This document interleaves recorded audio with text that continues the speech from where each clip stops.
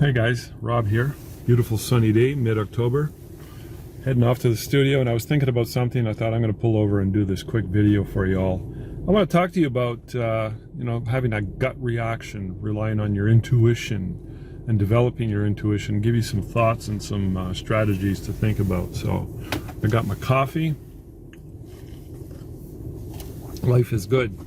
So a couple quick stories and or experiences to sort of highlight what it is I'm talking about.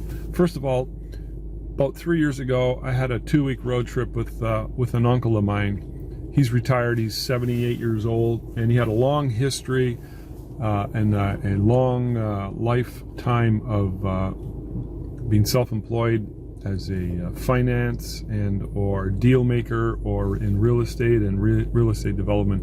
Very, very successful. Anyway, so I spent 2 weeks on a road trip with this guy, not knowing exactly what we were going to talk about. You know, I was like, what the hell are we going to talk about for 2 weeks? It was amazing.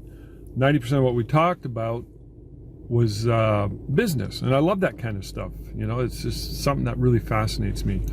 But one thing he told me, he said that the one thing he always relied on over and over and over, if a deal didn't feel right, he didn't go for it.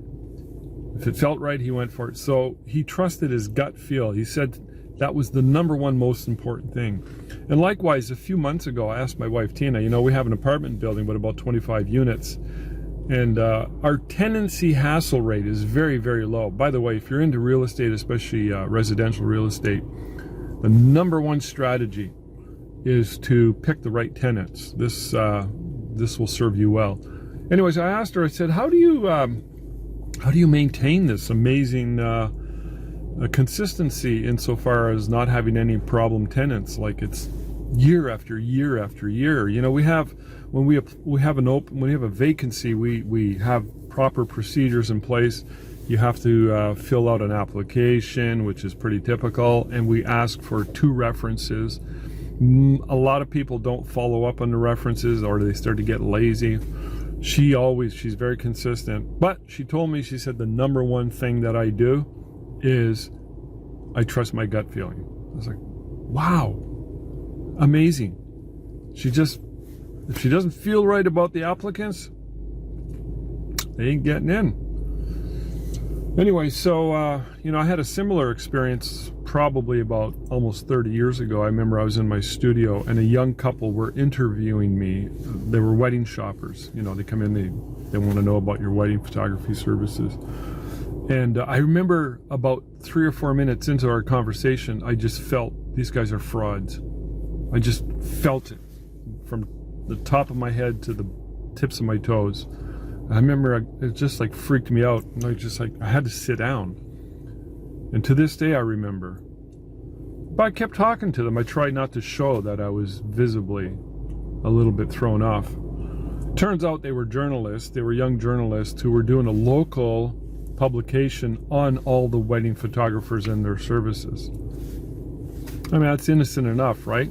They weren't up to anything malicious. However, they weren't being honest, and I just knew. So your gut intuition, that higher power, call it a God source or whatever you want, it's there, and I believe it's something that we can work on and we can enhance and we can use to our benefit. And you might put it in the category of like psychic phenomena. I don't know. It doesn't matter. So I'm going to give you some strategies and a couple thoughts and some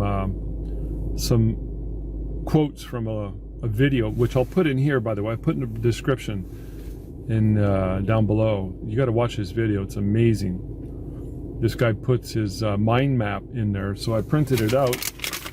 I'm going to read you some of the quotes on there. But I believe it's something that you can develop. Now, if you're young and or naive and or inexperienced, you can work on this. And the first thing I would recommend is, if you're making a decision, do not be too rash until you get that sort of gut feeling and honed and you can trust it. Because when we're young, we tend to be a little bit naive in our decision making, and we fall in love with an idea. And so my advice to you is to stop, take a deep breath, and sleep on it. Especially if it's a big decision. Stop take a deep breath, gather as much information and all the facts that you can. Do your due diligence. Talk to people who've been down there before and ask them for advice. Not just regular people, people who have done what it is you're trying to achieve, whatever that is, and ask them for feedback. And watch your mindset, watch your attitude. So if you're negative and you think it's all bullshit and you're like, that's all crap, you know, blah, blah, blah, blah, blah, you're not going to be able to do this because you're setting up roadblocks and you've put a moat. You put a moat around your mind. So very important to be aware of that stuff. Attitude is everything. Attitude determines your altitude. Your mindset, absolutely key. So let me read you a few quotes. The subconscious mind perceives by intuition. Hence, its processes are rapid. It does not wait for the slow methods of conscious reasoning. Intuition often solves problems that are beyond the grasp of the reasoning power. By the way, the mastermind concept, the mastermind group, is very much on the same page as these ideas that I'm trying to convey to you. So, intuition often solves problems that are beyond the grasp of the reasoning power. Ooh, I like that. Intuition often comes with a suddenness that is startling. It reveals the truth for which we are searching so directly that it seems to come from a higher power. Intuition can be cultivated and developed. There you go. In order to do this, it must be recognized and appreciated. There you go. If the intuition visitor is given a royal welcome, when it comes, it will come again. The more cordial the welcome, the more frequent the visits will become. But if it is ignored or neglected, it will make the visits few and far apart. Intuition usually comes in the silence. Great minds seek solitude. You know, you take a deep breath and you just relax, especially at night. If you're trying to solve something, try this.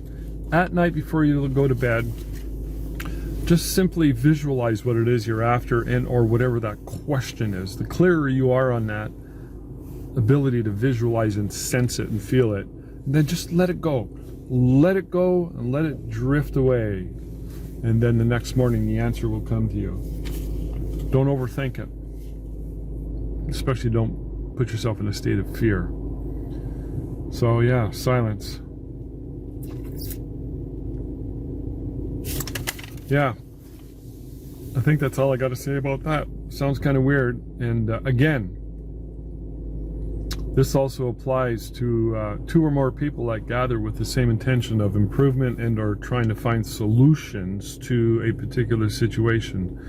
And the path that each individual is looking to pursue will be unique to each one of those individuals. You don't have to have the same path.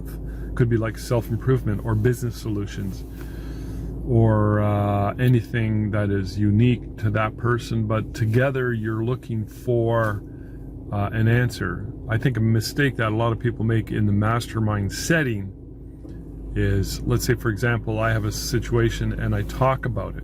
Somebody else interrupts me and they start giving me their opinion. Nah, it's not gonna work. Remember, silence? They have to be silent and they have to listen. The true power, the true sacred moment is in the listening. It's in the silence. You have to trust it. You have to be willing, and you have to wait patiently and confidently and just let it go. So, you know, if you have any questions and or experiences that are similar, put them in the below the comment section. I'd love to hear about it. So I want to know what you think about it. And don't forget to subscribe to my channel. Thanks, guys.